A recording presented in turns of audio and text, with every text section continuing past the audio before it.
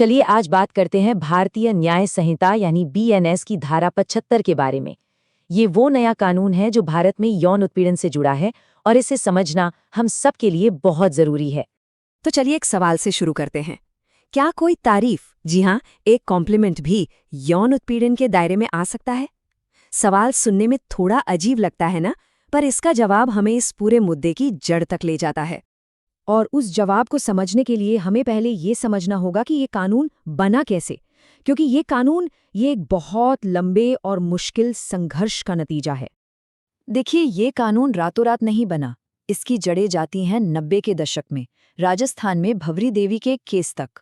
उस केस ने पूरे देश को चौंका दिया था, क्योंकि तब पता चला कि वर्क प्लेस पर महिलाओं को सेक्सुअल हैरेसमेंट से बचाने के लिए कोई कानून था ही नहीं। फिर सुप्रीम कोर्ट को बीच में आना पड़ा।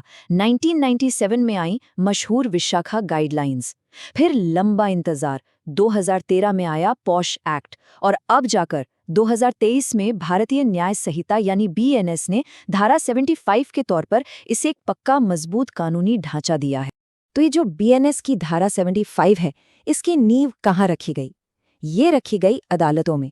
कानून बनने से भी पहले हमारे कोर्ट्स ने कुछ ऐसे ऐतिहासिक फैसले दिए जिन्होंने इस अपराध की परिभाषा ही तय कर दी।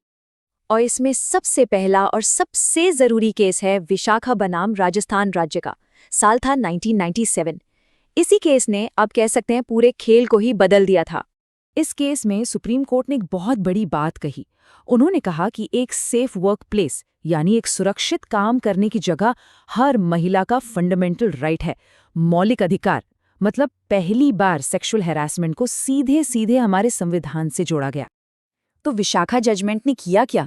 इसने एक तरह से एक मिनी कानून ही बना दिया, क्योंकि उस वक्त कोई कानून तो था नहीं। इसी के जरिए विशाखा गाइडलाइंस आईं। कंपनियों और एम्प्लॉयर्स की जिम्मेदारी तय हुई कि उन्हें एक सेफ माहौल देना होगा, और यहीं से इंटरनल कंप्लेंट्स कमिटी यानी आईसीसी का कॉन्सेप्ट भी आया। अच्छा, इसके बाद एक और बहुत जरूरी सवाल सामने आया। क्या हैरेसमेंट तभी माना जाएगा जब कोई फिजिकल कॉन्टैक्ट हो, मतलब कोई शारीरिक हमला हो? इस सवाल का जवाब हमें मिला अपैरल एक्सपोर्ट प्रमोशन काउंसिल बनाम ए.के. चोपड़ा केस में। और यहाँ कोर्ट ने बिल्कुल साफ कर दिया कि नहीं, फिजिकल कांटेक्ट होना जरूरी नहीं है। किसी का इरादा, उसकी नीयत और उसका बर्ताव ही हैरेसमेंट साबित करने के लिए काफी है। ये एक बहुत बड़ा कदम था। मतलब किसी ने हैरेस करने की कोशिश भी की तो वो भी हैरेसमेंट ही है। ये दलील नहीं चलेगी कि कोई सीरियस हमला तो नहीं हुआ, क्योंकि कानून सिर्फ फिजिकल चोट नहीं, बल्कि एक महिला की गरिमा, उसकी डिग्निटी को सबसे ऊपर रखता है। तो अगर हम इन सारी बड़ी केसों को देखें तो हमारे सामने कुछ पिलर्स खड़े होते हैं। विशाखा केस ने कहा वर्कप्लेस सेफ्टी एक फंडामेंटल राइट है। ए.के. चोपड़ा केस ने कहा इरादा मायने रखता है, फिजिकल एक्ट नहीं। और रूपन देओल बजाज जैसे केस ने यह तय किया कि हैरेसमेंट के लिए एक सिंगल एक्ट भी काफी है।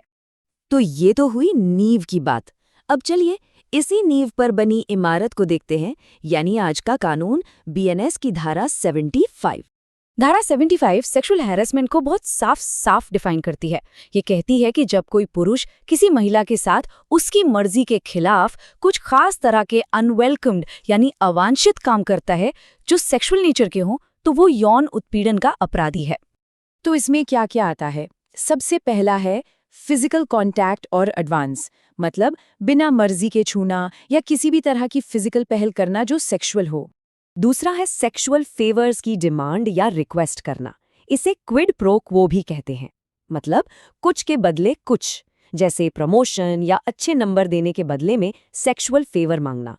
तीसरा, और ये आज के जमाने के लिए बहुत जरूरी है, किसी की मर्जी के खिलाफ उसे पोर्नोग्राफी दिखाना, चाहे अपने फोन पर, लैपटॉप पर या फिर सोशल मीडिया पर भेजना। अगर महिला की सहमति नहीं है तो ये एक अपराध है।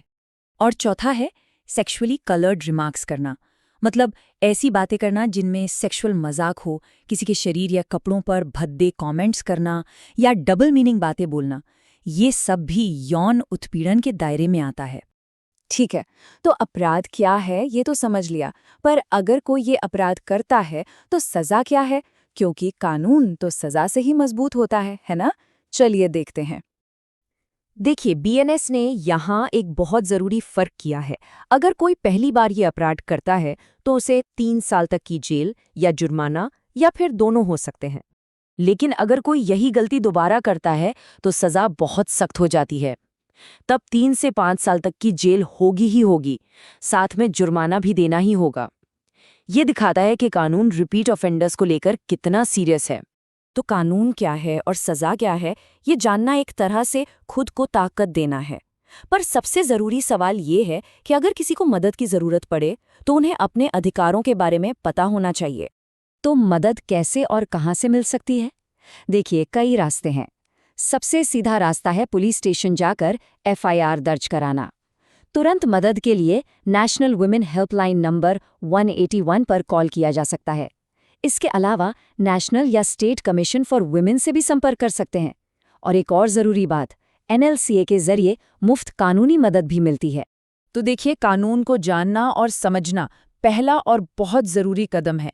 लेकिन असली बदलाव तो तब आएगा जब हमारे समाज में सम्मान और जवाबदेही की एक संस्कृति बनेगी। तो आखिर में सवाल सिर्फ ये नहीं है कि कानून क्या कहता है, बल्कि ये है कि हम एक समाज के तौर पर आगे क्या